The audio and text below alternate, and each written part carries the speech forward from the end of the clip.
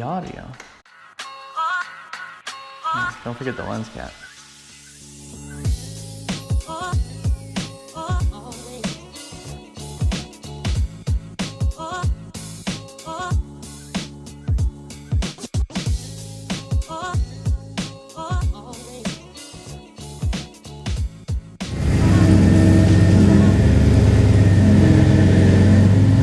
How's my hair? So, the reason I set out to build this particular car, the 2002, I wanted to just build a fun little old BMW. I was originally going to put in a Honda S2000 motor, and then after talking to the guys up at the dealership, decided to keep it all BMW. So I said, you know what? I used to have an E39 M5, awesome cars, I love the power. So I said, why not slip off one of those engines in a little 2002 chassis?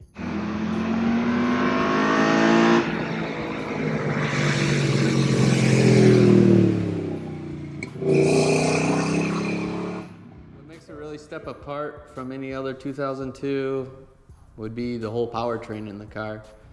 I went online, I searched, trying to find another 2002 with this motor combination. I've seen M60 swaps, big 6-cylinder swaps, S54, the M3 6-cylinder ones done. I found one that someone tried to do the S62 swap in. They weren't, I don't think they ever finished because I could never find any other photos of it. And it's kind of a one-off car. I think it's the one and only one out there. It's a motorsport motor. It's got great power, great torque, 7,000 RPM redline. I was on Craigslist one day and I stumbled across a 2002 that was local. It was in Waterford. I figured, hey, 10 minutes away. Wouldn't hurt to go check it out. It looked pretty solid. So I drove to Waterford, offered the guy a couple grand for the car, and there we go. Inca orange, it was the original color. Someone resprayed the car Phoenix yellow when I bought it. It's not my favorite color, so I went back to the original color. I needed something to hold the extra weight of the V8. I wanted something that's more tunable. I didn't like how heavy the 2002 suspension was. They felt like boat anchors, so I wanted to get the unsprung weight as light as I could. The suspension is actually kind of unique. It's full coil over front and rear. The front suspension is actually off a Nissan 240SX. The rear suspension coilovers are from the same car, Nissan 240SX, but the rear trailing arms are off a E30. Bodywork on the whole car, see, brand new fenders, brand new doors, quarter panel, rear tail section, rockers. The car inside the rockers have been reinforced. Underneath the car, there's a whole, almost like an EXO roll cage underneath the car to keep the chassis together and stiffen it all up. Front rear subframes are custom and everything's tied together, front subframe all the way back to the rear subframe.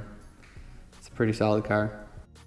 So a couple cool things about the car, all the trim minus the rain guard, the mirrors, and the bottom rocker trim. Everything else is original on the car. It's just been taken off, cleaned up, and polished. I sent the dashboard out to get wrapped and stitched. I did the French stitching on the dash. I did all the gauges with Speed Hut. I was able to choose my own font and text inside the gauges. I also got a Momo steering wheel with the white stitching to match the dashboard. And then I did a pedal pod, or a pedal box with tilt-in pedals. And on the car, for the front brakes, we did our own custom big brake setup. They're Willwood calipers with 11 and a quarter inch rotor.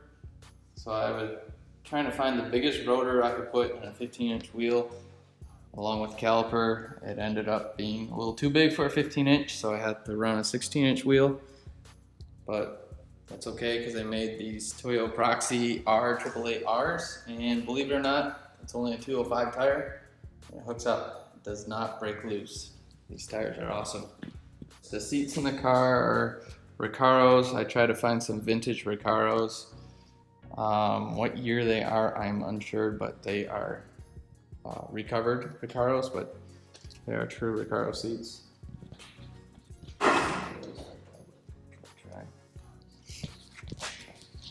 The seat bracing underneath the seats actually tied to the trans tunnel, and it goes from your rocker panels to the trans tunnel, and then the trans tunnel actually ties down to the subframe below because there's bracing underneath the car. So the whole powertrain on the car, again, it's a S62 V8. It's out of a 2001 BMW M5. What I ended up doing was getting the engine mocked up in the car. I cut the whole firewall out of the car. I laid out the motor where I thought would be as far back in the chassis as I could to get the weight further back in the body. I wanted to try keeping the weight distribution close to 50-50. Right now I'm unsure what it is because I haven't got it cornered weight. And I took the factory wiring harness, I stripped it down to nothing, I laid it out in the car, and I incorporated the factory S62 M5 motor wiring harness into the 2002 harness, and then rewrapped the whole harness with cloth tape so it had the factory look to it. I got remote master cylinders for the pedal box. I got a Griffin 4-core radiator, and then also a nice little thing that I thought was kind of cool with the hose clamps. I actually went with these Gates Power Grip hose clamps because they're like shrink tubing, like heat shrink. So it just has a cleaner look to everything. Everything on the car was made by me. It was my first real car build ever. So I learned a lot on the way. You learn a lot about metal fab and everything. This is just like a strut brace. These just tie into the firewall, which actually has like a roll bar tubing from pillar to pillar behind here. Are those these tie into? No, not original. I don't think the original car had a strut brace. Oh, to get the motor to fit in the alternator, I actually have to use a geoprism alternator to fit in this the configuration of the chassis, because the factory V8 alternator, the BMW one, was way too big. So I had to make my own little pulley set up on the front of the motor. This whole motor is all fed by a 11-gallon fuel cell in the back.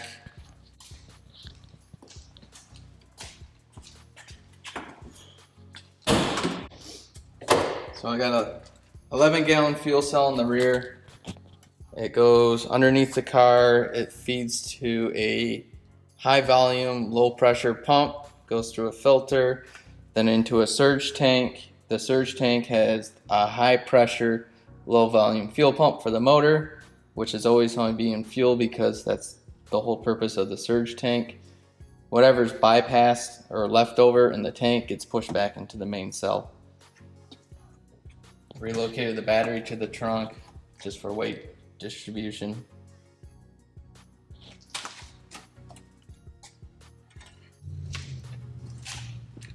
The flares, these are turbo flares.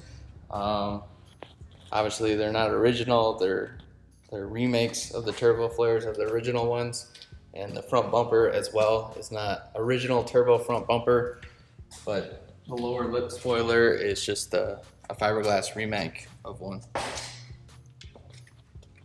And then with the front bumper, the lower air dam in the middle, I actually fabbed up a little ramp to ram air up into the radiator to help cooling on the highway.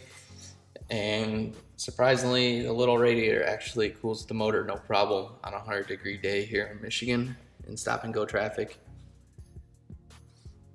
I think that's it.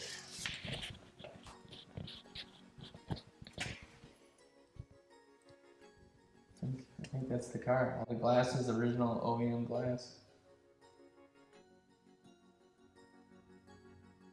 My favorite thing about the car is it looks almost like a factory stock 2002 in a way, minus the turbo flares and the turbo bumper.